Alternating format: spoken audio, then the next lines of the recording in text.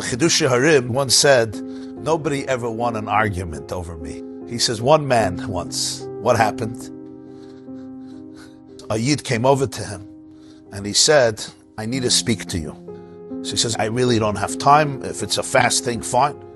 He said, no, ich darf reden mit euch.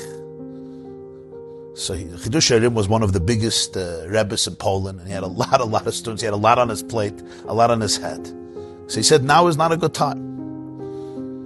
So the Yid looks at him and he says, ich hab Zeit, 20 Jahre handeln mit mein kranke Tochter. Und hat nicht keine Zeit für mich. He had a daughter who was very sick, this man. 20 years I'm taking care of her. And you can't have a few minutes for me. Chidushei Harim says, this Jew, so to speak, defeated him.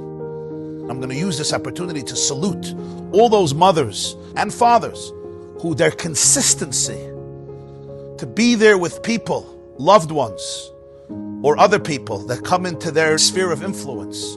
And you may have a daughter struggling, or a son struggling, or a nephew, or a niece, or a student, or a friend. And they come in, and the dress is not perfect, and they're coming from many, many hours of sleep.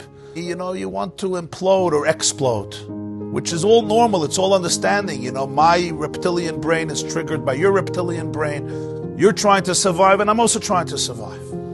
And that ability to be able to have that expansiveness, not by eliminating the other parts of your personality, feeling it, having compassion for it, breathing into it, but then saying, and now it's important to ask myself, what do I really, really want? Do I want to connect more to this person, or do I want to say something that will ultimately create a rupture in our relationship? And that ability at that moment to show up, I want to know how you are, and I want you to feel that I want to know how you are, without agendas.